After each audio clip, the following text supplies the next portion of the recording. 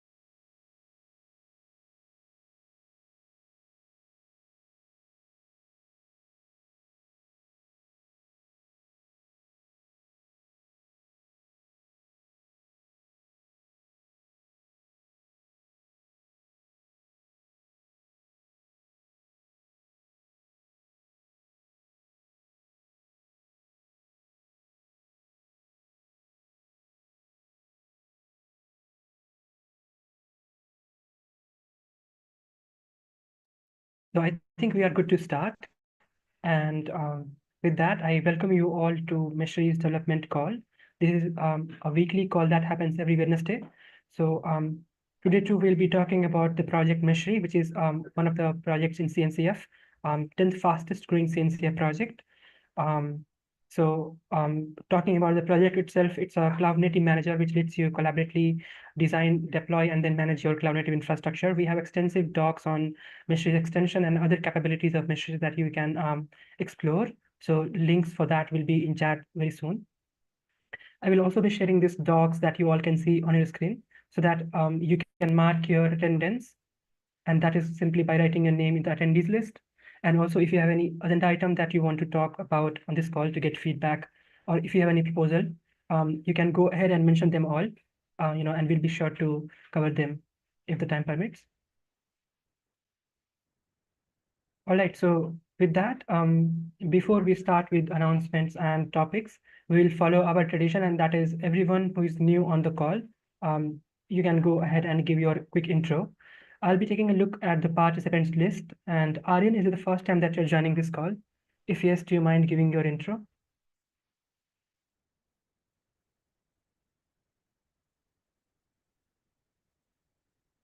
Just as a heads up, if you are having any mic issues, you can give your intro in chat as well.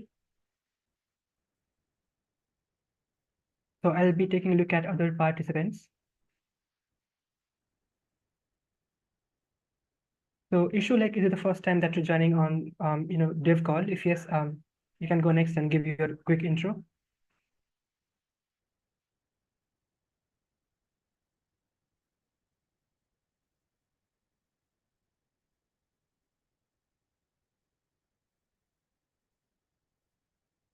Hi, so welcome to the call issue. Yeah, please, you can go ahead and give your intro in the chat too. So make sure you do that and say hi to all the participants. With that, I don't think we have any more newcomer on the call. So yeah, I think I got one. So Walter, like, is it the first time that you're joining on this call? Yes, Vivek, this is my first time on the call.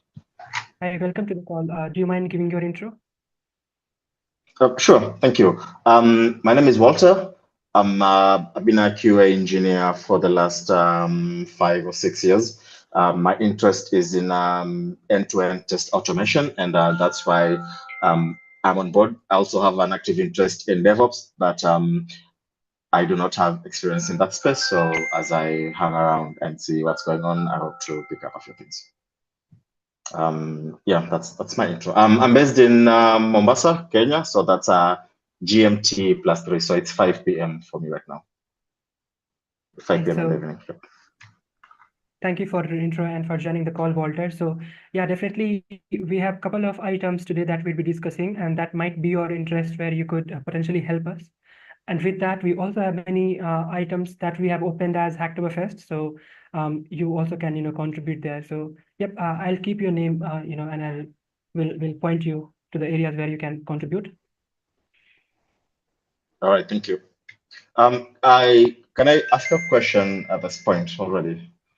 Yeah, please go ahead.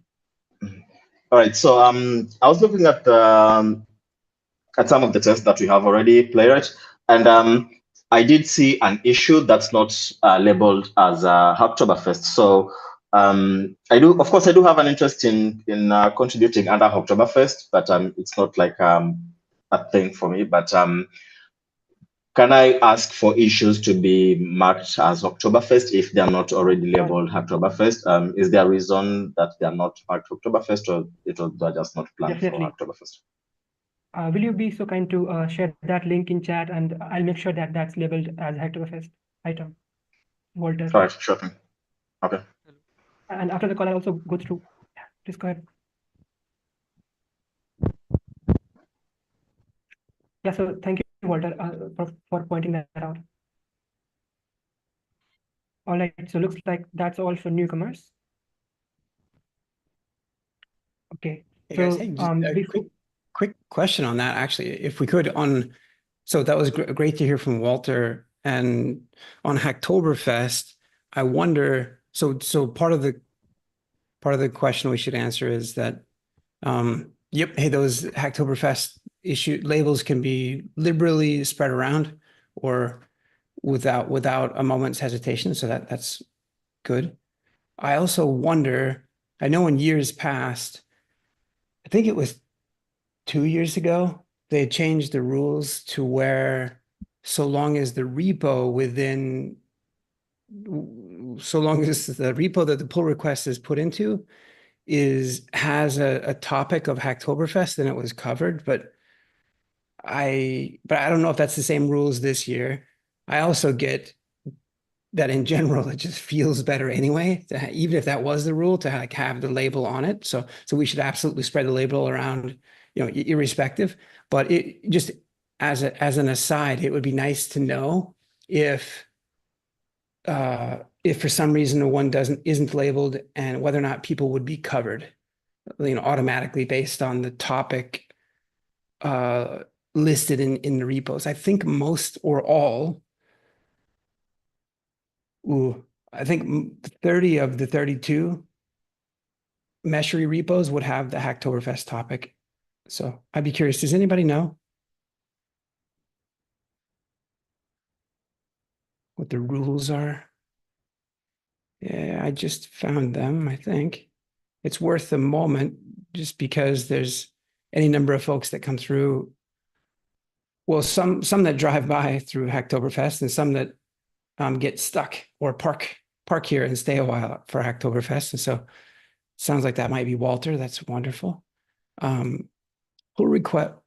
merge request details. By the way, for those of you that spend time on GitLab,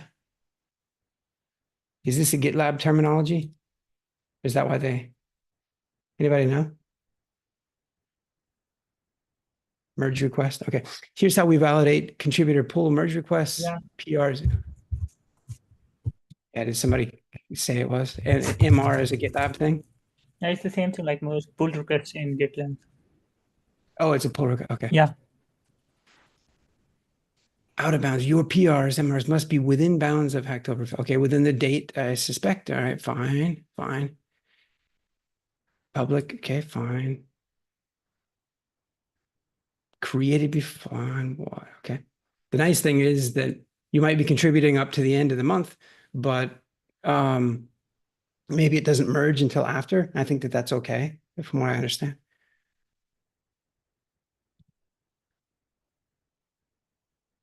Okay, your PR must be in a repo tagged with the Hacktoberfest topic. Okay, so that counts unto its own, or specifically they could have this, but good. But in general, like if I was in Walter's shoes, I wouldn't mind if both of those things were done. Like if the repo is tagged and there's a label. So actually, one of the things that they've changed over the course of the last couple of years is it used to be that they didn't care if it was just Hacktoberfest or if it was Hacktoberfest accepted. And so at least right here, they're saying Hacktoberfest accepted. So we might want to pay attention.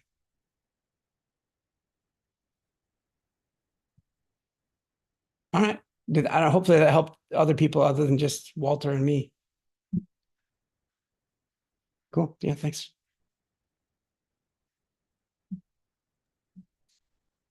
Thank you, Lee. So yeah, we'll be starting with the announcement. And so if there's any newcomer left, make sure you introduce yourself through the chat. So all will be very glad to know that you have joined the call. All right, so today we have an announcement, and that is about our new maintainer. So let's all welcome our new maintainer for Meshery CLI, Matthew, who is also on the call. I'll be dropping this link, this post link in chat. Matthew has been very consistently contributing to enhancing the Meshery CTL, which is Meshery CLI, and has also been guiding other contributors in doing so. So congratulations to Matthew, and it's so good to have you as a maintainer. So I would invite Matthew if you could share some words. Yep. So yeah, thank you. I don't know what to say, but yes, I just started to contribute from the beginning of this year, and since the beginning, I found that community was very wonderful. So that's why I continue working here and having fun with you. Yeah. Nice. Matthew would like to thank the Academy. He'd like to thank the director and that's all. That's awesome. That's fantastic. I'm compelled to speak up. I know that there's probably some others on the call that want to voice some praise. This is pretty cool. This doesn't happen all that often. And it's exactly happens exactly how Matthew just said. One day this guy with the French accent showed up and he put up with the sarcastic comments and just kept showing up and kept doing things and then kept doing more things and pretty soon he was working on things that weren't necessarily in his direct path, but he was just taking care of the project. He was helping others, reviewing other PRs, sometimes doing some grunt work, so to speak. Not, there's some glamorous work and there's some not as glamorous work. There's some things behind the scenes. And so none of that seemed to stop him. He didn't seem to shy away from any of it. And so all we can do is support that type of behavior. And so with this maintainership, there's been a recent update to the description of, well, some of the governance for Meshery. And I think all of that update has been done inside of governance.md. And so it just kind of outlines some of the expectations of the maintainer role specifically, but potentially some of the other roles. I think there's an open PR that further describes the role of a release manager. And the like any role, there are, well, sort of with great power comes great responsibility, or like with the role comes some responsibility, which sounds a little heavy. And yep, there's some heaviness there. On the flip side of that coin, there are any number of, I suppose you'd say, benefits. I mean, some of them very clearly land into like a benefit bucket. And some of them are indirect benefits you don't always necessarily get, like, hey, if there's a voting right or if there's a system privilege or something, it's not necessarily what you might think of as a normal benefit, but actually because of the demonstrated responsibility, because of the demonstrated like love and caretaking and consistency of participation in the project. And then like really it comes down to a lot of the trust that has been earned. Then there's that trust continues and that decision-making authority goes forth. There's a number of other benefits and some specifics about responsibilities and things that are listed within there. And so I'm taking a moment not only to congratulate Matthew, because it really doesn't happen any other way than what we just described. Like people can come in and have an amazing background and have accomplished all these things and want to participate in the project, and that's wonderful. Or they can come in, have no background, no experience, want to participate in the project. That's wonderful. They're both at the same starting point. Like it's a meritocracy, or rather, come join in, do some code stuff or don't do code stuff. There's all kinds of things to do either way. There's a recent blog post on that, by the way. There's like everything under the sun that you can think of that needs to be done for the projects. mailing lists and emails and tweeting and supporting others, like nominating folks like Matthew, recognizing people like that, awarding badges. Like there's all kinds of non-code things that go on, and tons of code things. And yeah, so for my part, I hope that other people are encouraged by what they see in Matthew's behavior and by what they see in terms of what he's able to do going forward, because the project's light on maintainers. It's sort of a perpetual challenge for most projects. And for my part, all I want to do and all I spend most of my waking hours doing is trying to help people do this. Not only this isn't the destination, I'll be spending, unfortunately for Matthew, even more time with him, because like we just want to empower him and support him more. So that's pretty cool. It's great. Thanks, Lee. So many congratulations to Matthew and also Meshery community. All right, with that, we'll be moving to the next item, and that is a help wanted item. So we just crossed 6,000 GitHub stars. So by the way, if you're not aware of that. Yeah, or I might have miswrote that. We're like so close to 6,000 stars on the GitHub repository, and we've had like 200 something in the last week. Meshery's been trending more than once on GitHub in the last week, a week and a half. Super cool. Thanks to any number of you that are on the call and a bunch of you that aren't. Maybe some of you that are watching the live stream. Thank you. Thank you for the stars. People pay attention. I just met with the founder of Percona last week. We were looking at how it is that Meshery integrates with Percona. And one of the first things out of his mouth was, wow, congratulations, like this.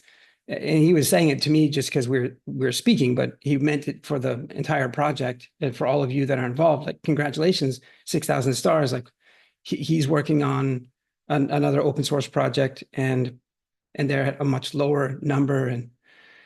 And so anyway, you don't necessarily think that they're meaningful, but people pay attention. It's like one of those meaningless, meaningful mark signals that people pay attention to.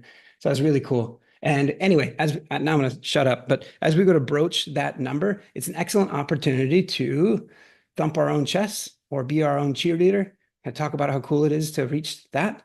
And this is one of those non-code opportunities for anybody on the call, even if it's your first time on the call, or maybe you're not on the call. It's an opportunity for anybody that feels like they want to write a short or long or medium-sized blog post, put it up on meshery.io. You could talk about anything, features or the community or whatever. But so long as you mention, hey, we've achieved this and we think it's cool and we need your stars. Great. Thanks for letting me interrupt again. Thank you, Lee. And so talking about the community, if you have not yet made it to the community, make sure you do that through the Slack link that is in chat. So you can join other community members too. All right, and looks like the next item is from our maintainer Matthew himself. So Matthew, do you mind taking the stage? Yes, sure.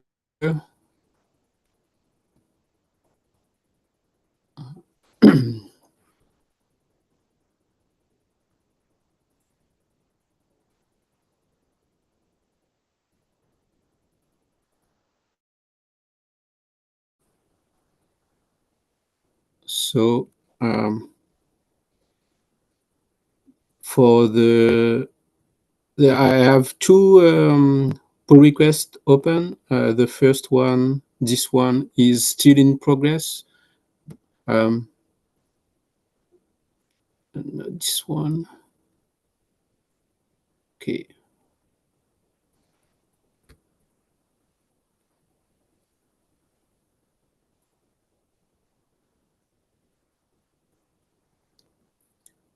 So no, it was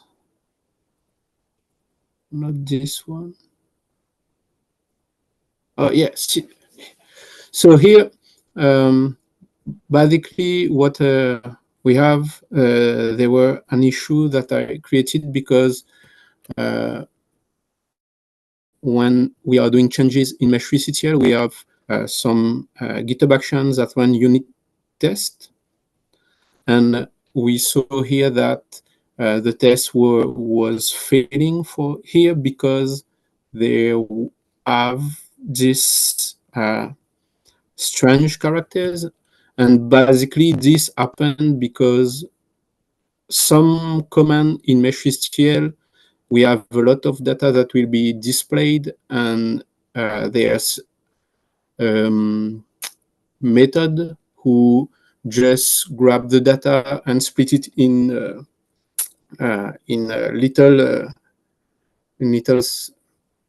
list, and then you go on the next page, etc., like you can do in the UI. And doing this, it was done with a bash console, so this is why we have those characters that have been added. So basically my fix was to create a function that just look for all the characters that we don't want to have here and just remove them. And then when that was done, just check if the value that we accept versus the value we accepted was similar. And this is all for that. And for the second one, Matthew, could you yes, show everyone what the error looked like inside the one of the PRs? You'll be able to find it. So what it yes, actually looked like. Yeah. yes, I have. Perhaps my screen is too small. Let me increase the size a little. And the action as well that caused that had that issue, the unit test. So if you could.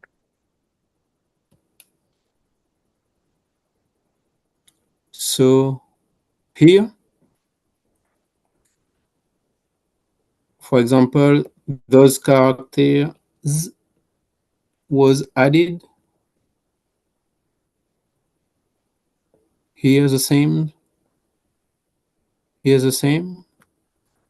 And the fix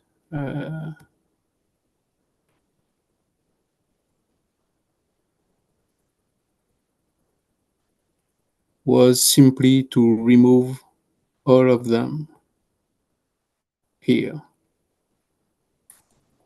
Okay, so So, yeah, I would like to Actually, add. one So thing like these might be added because we might be specially encode it. It would be better to just decode it in that way, like unless it's like only these are added manually. Because like if we are encoding it in a particular way, then we could just decode it. So we don't have to like manually do this, like removing these special characters because there might be some other character we might have missed. yes, I have the same reflection, but basically what is happening, let's go in the test itself. Perhaps we can, there's a better way to do it, but here,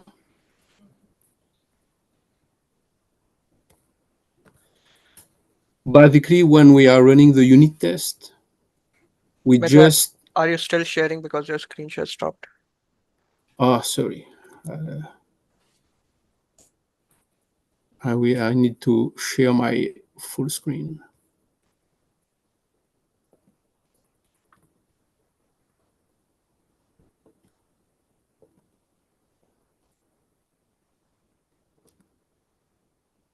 Okay. And now you see my. Yes, we do. Okay. So here it's in the test itself.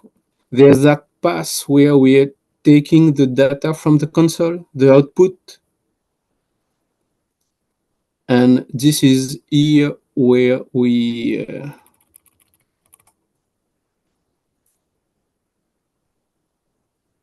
take that output and we add it in the out variable. and this variable we are just move to string. But basically here, I don't know how to remove those characters because it's bash characters which is added. I think like the issue might be between encoding, like it might not be properly encoding it as UTF, so that's why those escape characters are different, because those are, I think, the ASCII version of escape characters. So you should But like try to there's encode it a part as of UTF ASCII of characters. octal characters. It's a part of octal characters and bash characters. So this is the part that I didn't find in Golang. I take a look in the strconv function, but modules, but there's nothing I found. I can go deeper, and we can talk about this in Slack. So, but yeah, I'd rather do it another way. But for now, it was a quick fix. And the second one was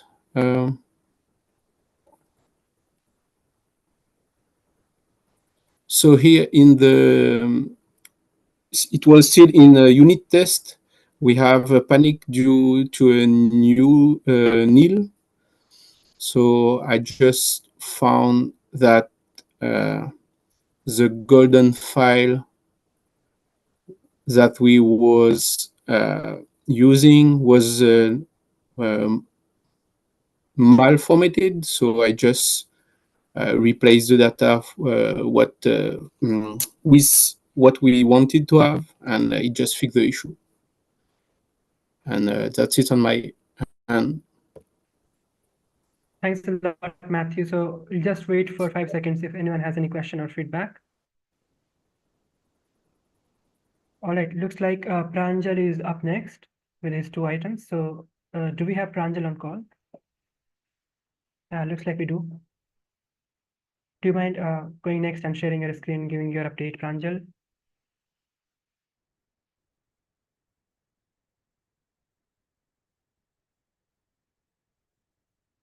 Just in case you're speaking, we cannot hear you.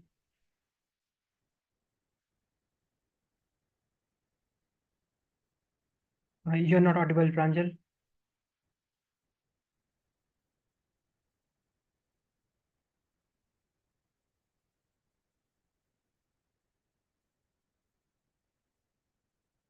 All right, let's give Pranjal some time to fix his mic. We'll circle back to Pranjal. We have this item from WebHub, so I'll ask if we do have WebHub on call. So Hello, you can go next. am I audible? Hi, please go ahead. Yeah, you are audible, WebHub. Okay.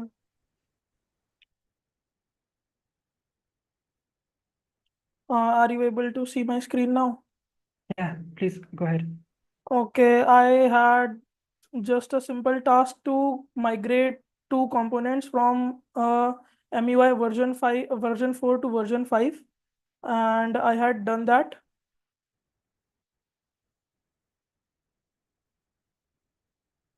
Just changed the imports. I just followed the documentation, and I had tested it. There were some failed tests also. I wanted to show you. Majorly, this ISO adapter test is failing, rest all tests are passing, and I discussed it earlier also in the chat, and I was directed that it will not cause any issue, so I made a pull request. Yeah, great. So Webhub, like, I think you might have confused it a bit, but like the way we want the migration to happen is like from MUI to directly to Systent, which uses MUI5. So you might have got confused. So it should be simple for you to like the imports that you are doing from MUI v5, like replace them with imports from Systent, and you might also need to change some of the reference theme. But yeah, that should be like, because we don't want to again do it in MUI, but using the library that we ourselves created for UI components, the Systent library. So just replace the MUI imports with Systent and also the theme references. Might need to Okay. change to tokens from stint. Okay, I'll do that. Rest, I wanted to ask if there is any issue in the changes or the test cases which are failing, will they cause any issue in merging this?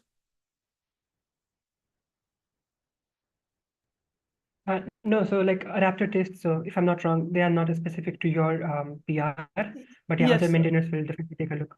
Okay. So That's all from my side for now. thank you, Vaibhav. Thank you for your updates. Next up, we have Ian Whitney with the item on Playwright. So do you mind going next? Yeah, sure. I can share.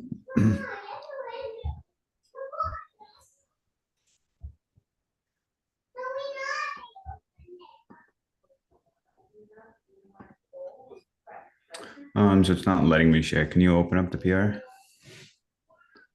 Sure.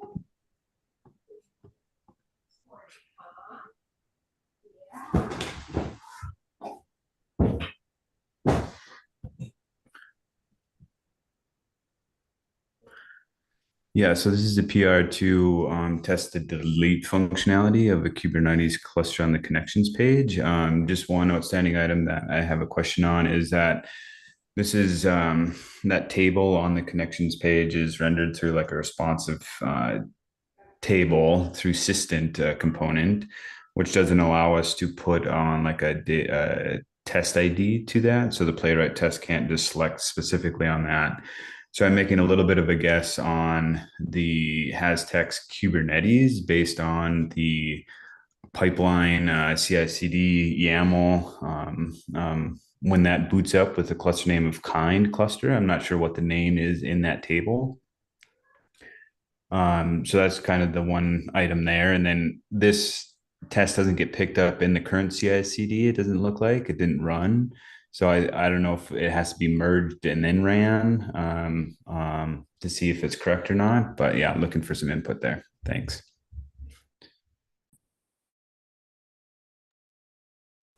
Thank you. So we'll wait for some. Yeah, Jaren, please go ahead.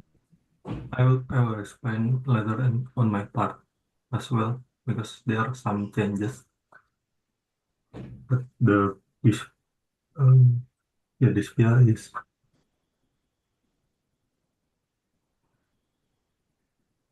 I will review it.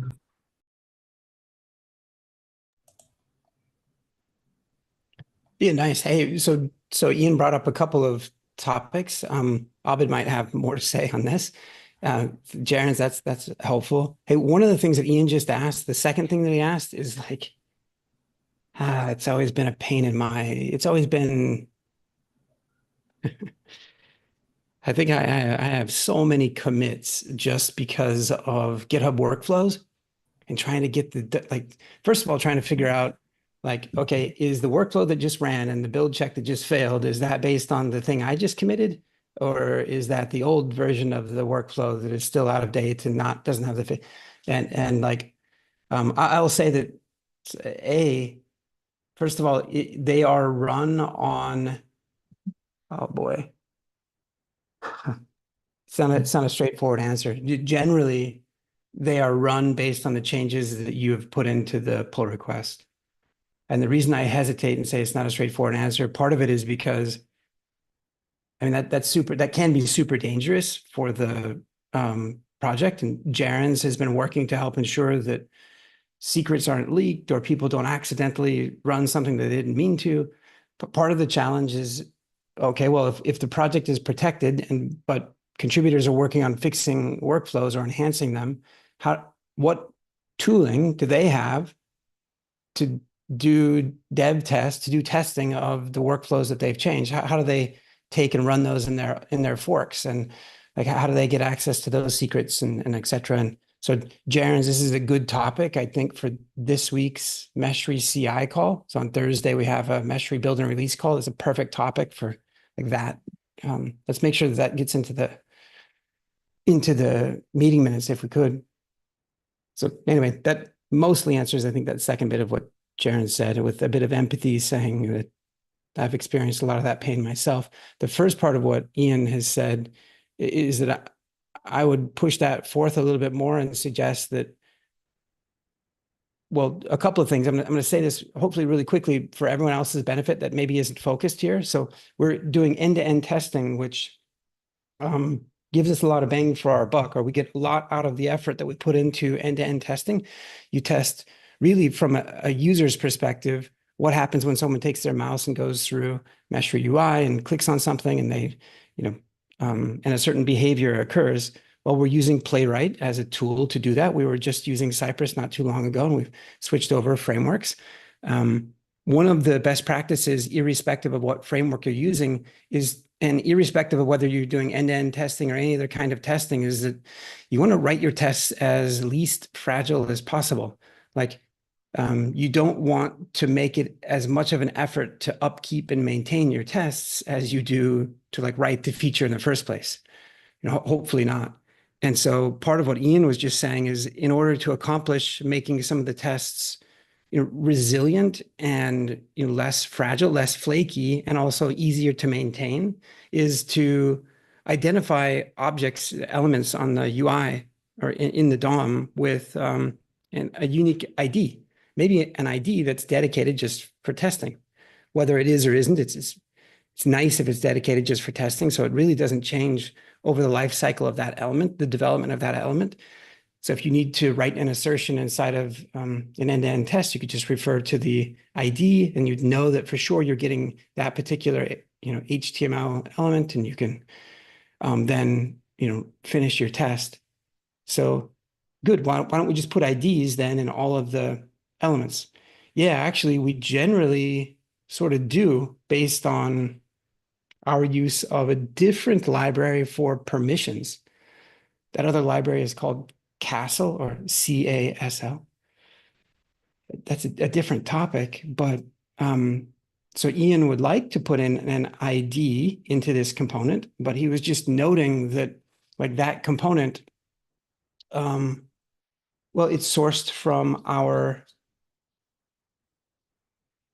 UX design system, or our design system. I guess I shouldn't say UX design system, just our design system. There's a design system that the community has developed that's used by Meshery and a number of other projects here. It's called Systent. And that's actually short for consistent, because great UX is consistent UX. That should be the slogan for the project, by the way. And so, yeah, so there's a proposal. I feel like I should stop talking. There's a proposal then to take and put in the unique IDs into each of the components. And so sounds like people are in agreement with that, and we should try to accomplish that. And that people should feel at liberty to do so, even if it's just a one-off for a particular component. I don't know that there needs to be a special naming convention or anything like that. Maybe, whatever, but yeah, Abid, would you phrase that any differently? Or maybe Walter, you've got some things. Yeah, thanks. make this like, rather than but putting it inside Systent, we'd need to put it inside the actual, like in Meshery, whether we are using the castle to make a check. We could use, like, there is one high level function like component in Systent, just like passing the ID directly from there. So it would be whether we are using castle, the ID would be automatically put inside the DOM, and we could use that for tests. But we need to be careful, like if this same component is used, like, because the components in Systent are reusable, like they might be used multiple times. So we need to make sure, like, if it has a unique test ID, so it should be, the component should be unique, otherwise the tests would fail. But other than that, it makes sense.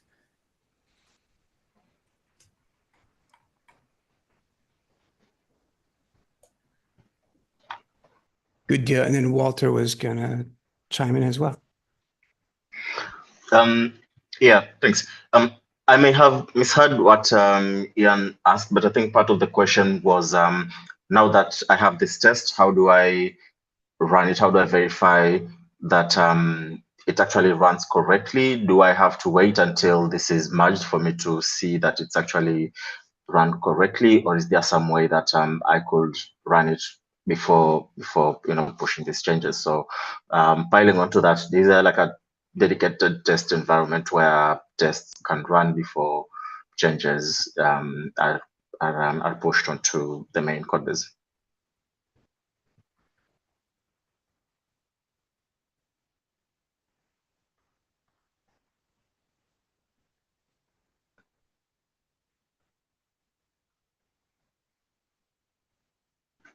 So thank you for your inputs, Walter. Good. Hey, did we have any feedback on what Walter had said? Uh, I had to.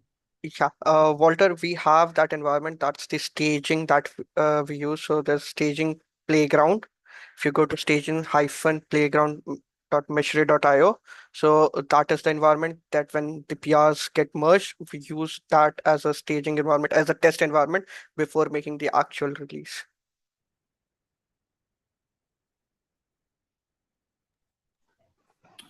So just to clarify, Right. when we post this PR, the CI/CD runs, the test of the actual playwright that you're trying to run does not get picked up. Is that correct?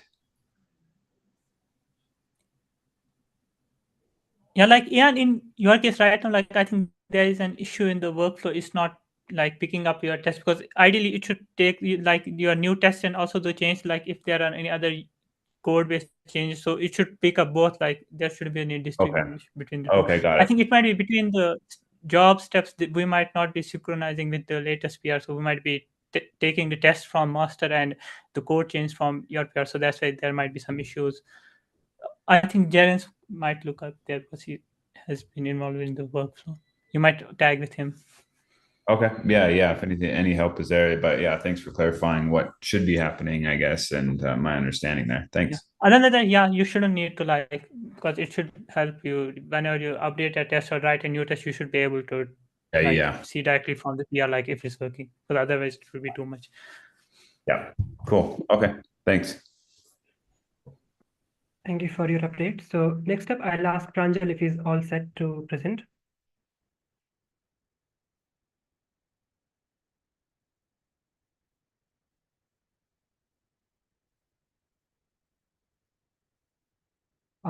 We still cannot hear you, Pranjal, so I think you need some more time to fix your mic. All right, so then we have Pratik with his mystery play component item. So do we have Pratik? Yep, we do. Yes, no problem. So basically, I was working on a component, a class-based component, and we need to just migrate it to functional component. Basically, I've made a PR, and Jaren's gave me some changes. I made those, but that PR was too much cluttered, so I made a new PR. Ankita told me to do so, and this is right now. I guess Lee already reviewed it, and yes is reviewing or something, I guess. Thank you. So I've also shared Pratik's PR in chat. If you would want to take a look, please go ahead. Hmm. So we'll wait for 5 seconds if anyone has any feedback.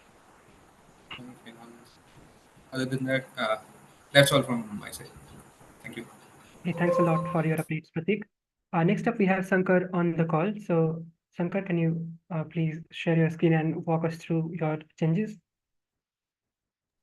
Just a second, sir.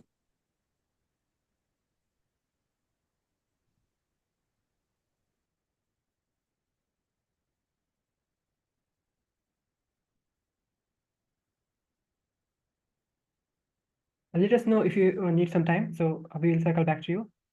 Yes, sir. I think I will be needing like a five, 50 seconds, 1 minute, 2 minutes. Sir.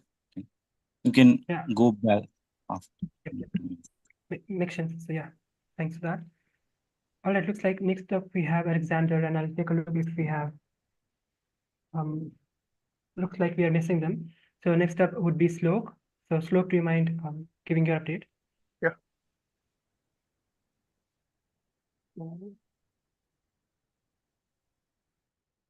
Yeah. So, got. So the first update that I had was regarding the registration of the latest model version.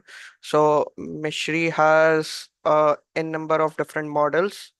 It integrates a lot of CNCF and other projects as well. So if you go inside server mesh model folder, you'll see that for each of the, so this is a model, Azure Kubernetes service, and it has 4 different versions. So before, what used to happen was we registered all of these versions, and there was duplicative versions inside the registry of Meshery. So if you go to playground.meshery.io,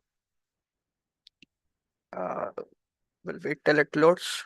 And so the ask was to basically register only the latest models, and based on them, only the latest components. So here, if you see, this is the registry of Meshery, and you look over here. So we only have one version of the model AMD GPU. Before, there used to be a lot of versions for a single model. So this PR was basically updating the registry to only register the latest model that we had, and there were some changes inside the models as well.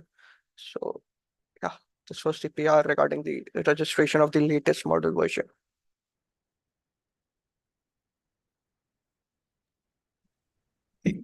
Shlok, any word on how this behavior that you're just mentioning affects Meshery relationships and the evaluation of relationships?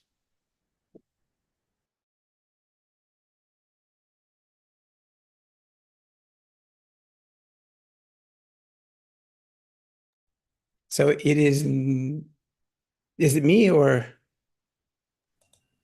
Okay, I can hear somebody. So it's just him that's frozen. Okay, I thought for a second we stumped him, but it just happens that very conveniently his network went down. Let me answer that question for everyone. Part of the benefit of what Shlok was just referring to is that, well, I don't know if everyone has the right context for this. Let me share something real fast. And it's going to be really fast, not a big explanation. Nobody wants to listen to me more than they have to. Hey, Meshery has a lot of integrations. So these integrations, another word for them is a model, or for every integration that Meshery has for elements, entities that it manages, those are put into models, or the description for how to manage it is put into a model. And so each model for a particular technology, sometimes the same model for very similar technologies. I said I would make this quick. We, as a project, Meshery tracks each time that the Arpiture agent or the Athens project or the AWS Document DB controller, every time they release a new version, they might expose new capabilities, new entities to manage. So Meshery keeps track of that on a nightly basis. It goes out and checks for new releases of all of these. And it versions its support. So it versions these models. And inside of the model, we describe relationships that these components, these entities, these components can have, relationships that they can have with one another, and relationships that they can have with other models. It's part of the sweet sauce, the magic sprinkles inside of Meshery. The way that Meshery's evaluation engine, where it evaluates relationships and whether or not a scaling target should have a relationship with a scalable target, the way that it performs that evaluation right now is that it ingests all possible relationships that have been defined. So if you have a Meshery deployment, like if all of you are welcome to, and I encourage you to use it every day, the Meshery Playground is just a hosted instance of Meshery out there running. When you start a Meshery server, which is what this is, it will register all the models that Meshery ships with. And Meshery ships with many versions of the same model. So many versions of AWS Document DB that we were just looking at. If it loads up many versions of the same relationships, it can confuse itself. And that's the way that the engine works today. So Shlok was just saying, rather than loading up all versions, all duplicative versions of these many hundred different models by default, to not do that, to just load up the latest version. Just like, hey, I want to work with API 6. And even though Meshery has support for older versions, it's just, just loading up the latest one. And that has the effect of also helping with eliminating duplicity when relationships are evaluated. Comments and questions on that topic? Shlok, are you back? Did I miss anything as I explained part of the value there? No, you covered everything.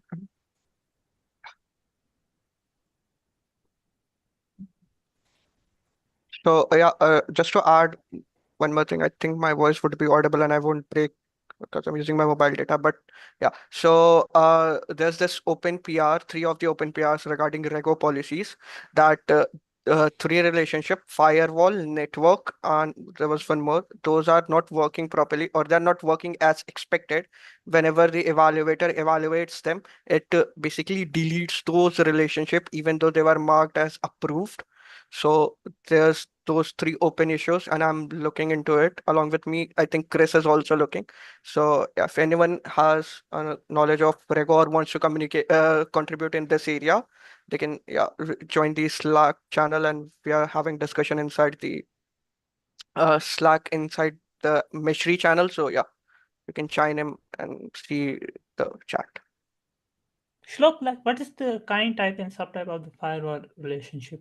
It is edge, binding, and then firewall. So kind, edge, binding, type, and then firewall is the subtype, if I'm not wrong.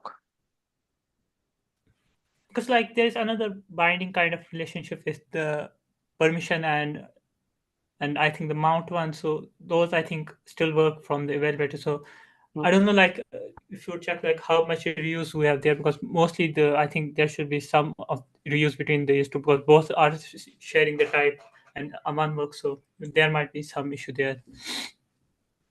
Yeah, so I looked at the Rego policies today, and there was a function that I won't be able to share my screen, but there was a function that detects their relationship after their evaluation and deletes them. So it was, I'll get the exact function. I'll share the link in the Zoom chat so everyone can see it. But there's this function that basically deletes the evaluated function in a way. So by checking the status, so that might be the culprit that is causing that issue. So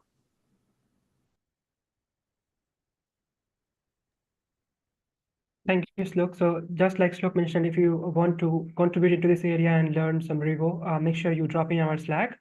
Link for that is already in chat. All right, so let's circle back to Sankar. And so I'll ask Sankar if he's all set to present.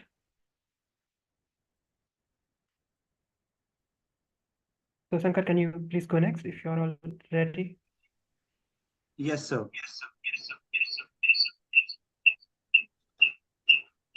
There's some echoing from your side, so.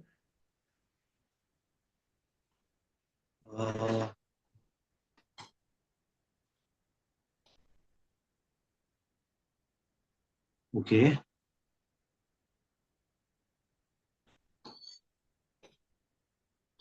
Sir, I was tasked to do this, like migrate MUI v4 to v5, and change the adapter play to functional component. I did change all those things from the documentation I read, change the, but the merge request wasn't accepted.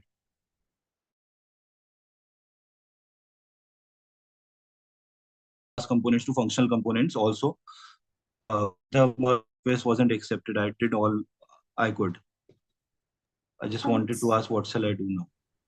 Look, Sankarshan, as it was mentioned, you have to use system components up there regarding the styling and everything. So I'll probably add an example that you could refer to, and then you can modify the snippets. Can you please repeat it? Actually, there was this network issue here. Wasn't able. Sure, I'll put that on chat as well. You need to use system components up here. I'll add a sample as an example that you could follow and update your code snippet. Once you're done with the updates, we can go ahead and merge your PR. Components next, and then I will have to apply it, and then it will be merged. Okay. Okay. Thank you, Sankarshan. Thank you. Yeah, just a heads up that this call is being live streamed on our YouTube channel. And so if you have not yet subscribed to it, make sure you do that. So link to our channel will be in chat. You will be updated with all the events and the streaming that we'll be doing. And yeah, if you are like presenting your work, you also can rewatch the feedback that you've got. So thank you, Sankarshan. Let's also go back and ask Pranjal if he's all set to present. Hi, Vivek. Am I audible now? Yeah, you are. Please go ahead. Yes, sorry for earlier. I'll just start presenting my screen.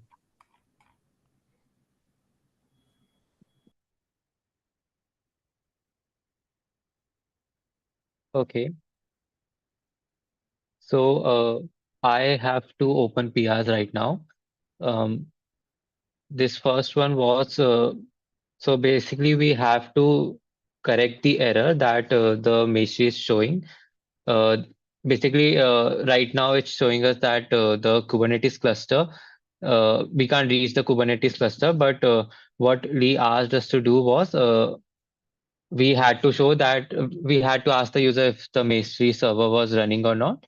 And we also have to show the root error.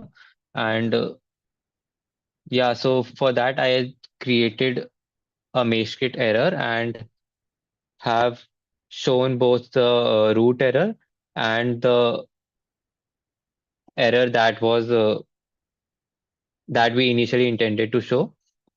I think my latest changes haven't been reviewed in this PR yet, and I was just waiting for it.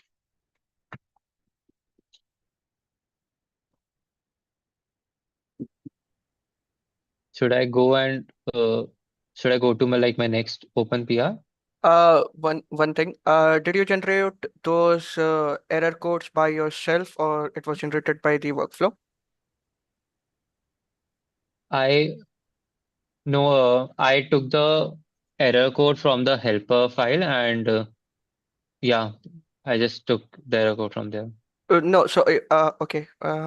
So if you initialize it to replace me, and when your PR gets merged, it automatically generates that number from the workflow. So there's no need to specify the number from your end. Yeah. Okay, so do I need to change it now? Yeah, so if you change it to replace me, replace underscore me, there's that docs inside Meshery documentation regarding the meshkit errors. So you can find it over there, and it is basically the heading is writing meshkit compatible errors. So if you go through it, it is there to use replace me. Okay, I'll refer that. And by the way, on that topic, there's a link in chat from Lee. So to check that out, Pranjal. Okay. Can I go to my next open Yeah, PR? please. Yeah, please do. Yeah, so this next PR, the issue was we were facing a panic while creating the Meshery environment, and so it was just basically error not handled properly. I'll just show.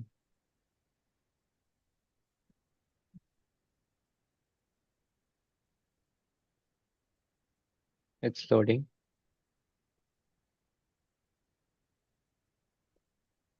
Yeah. So that's what I did. I just did some error handling here, and also we had to change from org ID capital to org ID small to org ID capital. And so I've done that in two of the Meshery CTL commands. Ranjan, like one thing that we want here with the org ID param is like we want it to be case insensitive. So I don't know, like we shouldn't be forcing it to be the ID to be capital because it would cause problems otherwise. So we want it to be case insensitive while we are using it. Yeah, Pranjal, if you look in one of the command that was added, I think pattern import or export or design import or export. So you'll find that it uses the case insensitive flag. So there's this functionality in Cobra that you can use and basically, or Viper that you can use and just get the case insensitive flags. So then we don't have to change it from smalls to capital. No, I don't think so. We'll need to change it from small to capital. User can input in any way and we can interpret it in small or in a singular way, and that should help it. Then I think I just interpreted wrong. The update the org ID field from what do you mean here? Yeah, so I think this was created before and I might have missed it. So yeah, Okay, I'll just redo the changes. thank you. Thank you. Thank you for your updates, Pranjal. Looks like we are on time, and so we couldn't cover some of the items, but we'll make sure that we cover them on priority in the next call on Wednesday. So with that, before we wrap up the call, let me share a couple of things, and that is, as the month of Hacktoberfest is going on, we also had our event where we demonstrated how you can contribute to the community and participate. So all the resources about issues, then our presentation slides, and also the live recorded session of that event would be in this post that is in chat. Also, I have shared the link. Also, we have a newcomer meeting on every Thursday, that is tomorrow. And so if you want to be part of that, where you will get overview on community and projects, you will also have your first open source PR if you have not, if you don't have that already. So make sure you join us. And the way you can do that is through this calendar. So it's also in chat. Hit that big fat yellow button and it will sync all the meetings to your time zone. So with that, thank you all for joining. We'll see you next Wednesday. Till then, bye. Wait. Yeah, actually, wait. Yatin, did we get it? Did you have a question? Yeah, am I audible? Yep. Yes, thank you so much. So actually, I want to ask that I think in the previous call, I think I also discussed about this with Lee. Actually, I was inactive for a few days due to my exams. I'm sorry for that. So, can you please just guide me? Like, are there some open issues for Meshery CLI part? I think Yeah, there Lee totally told in are. the There's previous. open. Yeah, there totally are. I'm interrupting just because we're late. Like, yep, attend tomorrow's newcomers call. I think that was my counsel last time. Make sure you ask that same question on there. If you go to, that's one answer. The second answer, and you don't leave the call until you get a Meshery CTL GitHub issue assigned. There are plenty. And if there isn't, I'll make one up right now because there's a bunch. Also here, which is what Abid is showing, if you click on any of the issue labels, you'll then filter on all issues with that label. And there's a Meshery CTL label. So that's another way of. Yeah, also, like, if I have any doubt, can I ask about this in the public Slack channel?